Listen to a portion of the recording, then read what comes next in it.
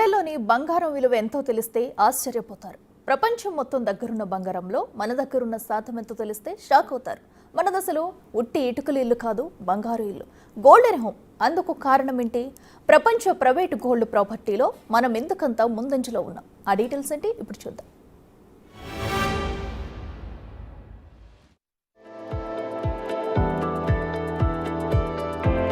భారతదేశంలో ఇంటింటి బంగారం విలువ పాకిస్తాన్ ఆర్థిక వ్యవస్థ కంటే 6 రెట్లు పెద్దది. ఇది ప్రపంచ వ్యాప్తంగా ఉన్న అన్ని దేశాల గృహ సంపద కన్నా కొన్ని వందలు, వేల రెట్లు ఎక్కువ. దేవాలయాలతో సహా భారతీయ కుటుంబాల సమిష్టి సంపద విలువ 25,000 టన్నులు. దీని విలువ మార్కెట్లో 2.4 ట్రిలియన్లుగా అంచనా వేసింది వరల్డ్ గోల్డ్ కౌన్సిల్. ఇది మన 2026 ఫినాన్షియల్ ఇయర్లో 56% అంచనా.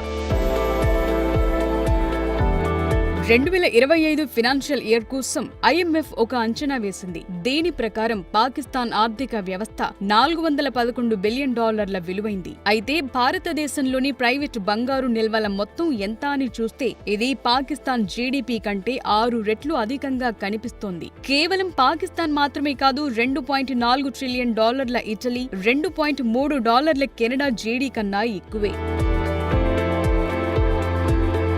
యూనియన్ బ్యాంక్ ఆఫ్ స్విట్జర్లాండ్ ప్రకారం 2020 నాటి కాలం నుంచి బంగారం ధరలు ఎక్కువయ్యాయి. ఇది భారతీయ గృహ సంపదను మరింత పెంచినట్టు తెలుస్తోంది. వాణిజ్య ఉద్రిక్తతలు, ద్రవ్యోల్బణం, రాజకీయ పరిణామాలు, ఇంకా ఎన్నో అనిశ్చితుల కారణంగా 2026 నాటికి బంగారం ధరలు ఔన్స్ కు $3,500 పెరుగుతాయని అంచనా వేసింది స్విస్ బ్యాంక్. 2026 ఆర్థిక సంవత్సరానికి గాను భారత్లో బంగారం పరిమాణం విషయంలో డిమాండ్ తగ్గుతుందని UBS అంచనా వేసినప్పటికీ అధిక ధరలు నికర దిగుమతులను $55.60 బిలియన్ చేర్చుతాయని తెలుస్తోంది. ఇది జీడీపీలో 1.2% ఉండటం విశేషం. ప్రజెంట్ గోల్డ్ రేట్స్ రికార్డులు తిరగరాస్తున్నాయి. అయినా సరే ప్రస్తుతం బంగారం డిమాండ్ ఏమంతా తగ్గలేదు. ప్రస్తుత ఆర్థిక సంవత్సర డిమాండ్ 782 టన్నులు కాగా ఇది గతం కంటే 15% ఎక్కువ. ఆభరణాల డిమాండ్ అయితే కాస్త తగ్గిన మాట నిజం. బంగారు కడ్డీలు, నాణాలలో రీటైల్ ఇన్వెస్ట్మెంట్ 25% పెరుగుదల కనిపిస్తోంది. 2024 మధ్య కాలంలో కస్టమ్స్ సుంకం 15% నుంచి 6% తగ్గింది. 2026 నాటికి హౌస్ హోల్డ్ డిమాండ్ 725 టన్నులకు తగ్గుతుంది. 2027 నాటికి ఈ డిమాండ్ 800 టన్నులకు పెరుగుతుందని అంచనా వేస్తోంది UBS. ఈ రికవరీ వెనుక కేంద్ర వేతన పెరుగుదల ఉండొచ్చని అంటున్నారు. ఈ మొత్తం విలువ $55 బిలియన్. ఇది పొదుపును పెంచుతుంది. దీంతో ఇటు రియల్ ఎస్టేట్, అటు గోల్డ్ ఇన్వెస్ట్మెంట్ లో పెట్టుబడులు పెరిగే అవకాశం ఏర్పడుతుంది. అందుకే 2027 నాటికి బంగారం కొనుగోళ్లు పెరుగుతాయని అంటోంది స్విస్ బ్యాంక్. భారత్ బంగారు నిల్వలు ఆకట్టుకునేలా ఉన్నప్పటికీ ఈ సంపద ద్వారా మనీ జనరేట్ చేసే యత్నాలు చాలా వరకు తగ్గాయి. బ్యాంకులు నాన్ బ్యాంకింగ్ ఫినాన్షియల్ విభాగంలో విస్తరించడానికి ప్రయత్నించినప్పటికీ గృహ బంగారంలో 2% కన్నా తక్కువ రుణాలకు పూచీకత్తుగా వాడుతున్నట్టు చెప్తోంది Swiss bank. Bajaj finance, Shriram finance, Chola వంటి సంస్థలు గోల్డ్ లోన్స్ ఇస్తున్నాయి. అయితే బంగారు ఆభరణాలపై ఉన్న మోజు gold bonds, gold monetization schemes ని దెబ్బతీసినట్టుగా చెప్తారు. అందుకు 2024లో సావరిన్ బాండ్స్ నిలిపివేతే అతి పెద్ద ఉదాహరణగా చెప్తోంది స్విస్ బ్యాంక్.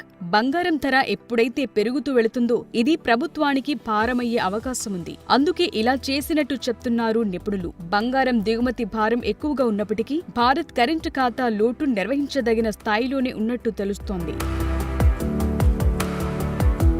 ప్రపంచంలోని ప్రైవేటు బంగారు నిల్వలు 14% భారత్లోనే ఉంది. ఇది అతిపెద్ద ప్రైవేట్ గోల్డ్ ప్రాపర్టీగా భావిస్తున్నారు. స్విస్ బ్యాంక్ చెప్పినట్టు బంగారంతో భారతీయ కుటుంబాలకు అతిపెద్ద ఎమోషనల్ బాండింగ్ ఉంటుంది. ఇక్కడ ఎంత బంగారం ఉంటే అంత గొప్ప.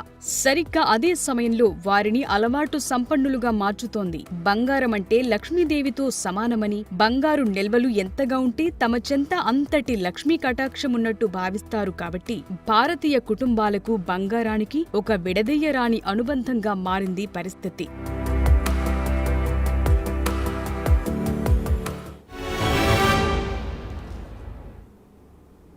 మన ప్రాంతంలోని నీళ్లు బంగారం కాను అంటారు. కారణం ఇక్కడ బంగారం అంటే అదో ఎమోషన్. ప్రతిదానికి బంగారం లాంటి మనిషి, బంగారు కుండ, ఇలా రకరకాల విశేషణలు అల్లుకుని కనిపిస్తాయి. సరిగ్గా అదే సమయంలో ఇక్కడ బంగారానికి దేవత ఆచ్ఛాదన కూడా ఉండడంతో ఇక్కడ గోల్డ్ మీన్స్ గాడ్ కింద లెక్క.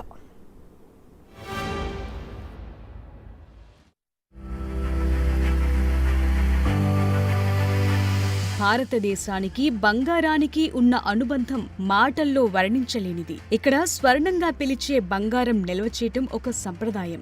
మరీ ముఖ్యంగా ఆడపిల్లలను బంగారు ఆభరణాలతో ముంచెత్తాలని అనుకుంటారు. అంతేకాదు ఎవరికి ఎంత బంగారం ఉంటే వారికి అంతటి సామాజిక గౌరవం, విలువ ఉంటుంది. మరీ ముఖ్యంగా ఏదైనా పెళ్లి పేరంటాలప్పుడు ఇక్కడి మహిళలు బంగారు ఆభరణాలను ధరించటం ద్వారా తమ హోదాను ప్రదర్శిస్తుంటారు. మరీ ముఖ్యంగా హిందూ సంప్రదాయంలో బంగారం ఒక శుభప్రదమైన భావన. ఇక్కడ ఏదైనా సరే బంగారంతో ఉంటే దాన్నొక దైవంగా భావిస్తుంటారు. ఆ మాటకొస్తే మన ఇళ్ళు, వాకిళ్ళు, ఇంకా దేవాలయాలు ఇలా అన్నింటా బంగారం ప్రముఖ పాత్ర పోషిస్తూ ఉంటుంది. బంగారు వాకిలి అంటూ మన ఆలయ వ్యవస్థలో బంగారం అతిపెద్ద పాత్ర పోషిస్తూ ఉంటుంది. ఇక బంగారు కిరీటాలు, గోపురాలు, రథాలు అంటూ బంగారం వాడకం విలువ అధికంగా కనిపిస్తుంది.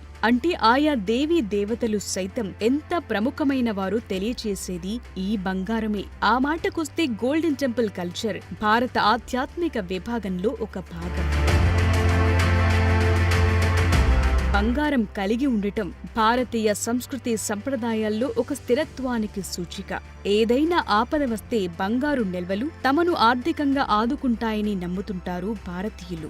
అందుకే ఆడపిల్లలకు బంగారం ఎక్కువగా పెట్టడం ద్వారా వారి వారి జీవితాల్లో ఒక స్థిరత్వం ఏర్పడుతుందని విశ్వసిస్తారు. బంగారం కేవలం మెటల్ మాత్రమే కాదు, ఒక మెంటల్ స్టేటస్ కూడా. కారణం బంగారం ఎంత ఎక్కువ ఉంటే అంత భరోసా. ఈ భరోసాను తమ జీవితంలో తప్పక ఉండాలని భావిస్తారు. అందుకే అవసరం ఉన్నా లేకున్నా బంగారం కొనటం జీవితంలో ఒక భాగం చేసుకుంటారు. గోల్డ్ లో ఇన్వెస్ట్మెంట్స్ తెలివైన పెట్టుబడిగా భావిస్తుంటారు. బంగారం ద్రవ్యోల్బణానికి వ్యతిరేకంగా పనిచేస్తుందని నమ్ముతారు. అంతేకాదు ఆర్థికమైన అండదండలను ఇస్తుందని భావిస్తారు. భారతదేశం ప్రపంచంలోని అతిపెద్ద బంగారు వినియోగదారుల్లో ఒకటి. టాప్ 20 గోల్డెన్ కంట్రీస్ లో మన దేశం 9వ స్థానంలో ఉంటుంది. కానీ మన దగ్గర బంగారానికి ఉన్న విలువ, దాన్ని ఆభరణాల ద్వారా ధరించే మోజు ప్రపంచంలో మరెక్కడా కనిపించదు. ఇక్కడ కేవలం మహిళలే కాదు, పురుషులు సైతం గోల్డ్ మెన్స్ గా చలామణి అవుతుంటారు. ఇల్లు, వాకిలి, స్థలం, పొలం ఎలాగో బంగారం సైతం అలాంటి ఆస్తిగా పరిగణించే దేశం కేవలం భారత్ మాత్రమే. అంతగా ఇక్కడ బంగారం కీలక పాత్ర పోషిస్తుంటుంది. ఆ మాటకొస్తే తొలుత బంగారమే డబ్బుగా ఉండేది. ఆ బంగారం ఒక చోట పెట్టి ఆ చీటీని బట్టి తమ దగ్గర అంత బంగారం ఉందని చూపించుకునేవారు. ఆ తరువాతి రోజుల్లో అదే కరెన్సీగా మారిందని అంటారు. ఒక దేశ కరెన్సీ నిల్వలను ప్రభావితం చేసేదే బంగారం. సాధారణంగా ఒక దేశంలో ఎంత బంగారం ఉంటే ఆ దేశ కరెన్సీ విలువ కూడా అంతేగా పెరుగుతుంది. ఒకవేళ బంగారు నిల్వలు తగ్గితే కరెన్సీ విలువ కూడా తగ్గే ఛాన్స్ ఉంది. ప్రపంచ మార్కెట్లో బంగారం ధరలు డాలర్లలో నిర్ణయిస్తారు. కాబట్టి డాలర్తో పోలిస్తే ఒక దేశం కరెన్సీ విలువ తగ్గితే ఆ దేశంలో బంగారం ధరలు కూడా పెరుగుతాయి. ఒక దేశం ఎంతటి బంగారం విలువలు కలిగి ఉంటుందో ఆ దేశం అంత సురక్షితంగా భావిస్తారు. దీనివల్ల ఆ దేశంతో వ్యాపారం చేయటానికి, పెట్టుబడి పెట్టడానికి ఇతర దేశాలు ముందుకొస్తాయి. ఇక భారత్ విషయానికొస్తే బంగారాన్ని కేవలం ఆర్థిక స్థిరత్వం కోసం కాకుండా ఒక సెంటిమెంట్ గా భావించటం వల్ల అది ఇటు అందానికి అందం, ఆర్థిక పటుత్వానికి పటుత్వంగా నిలుస్తుండటం గమనార్హం.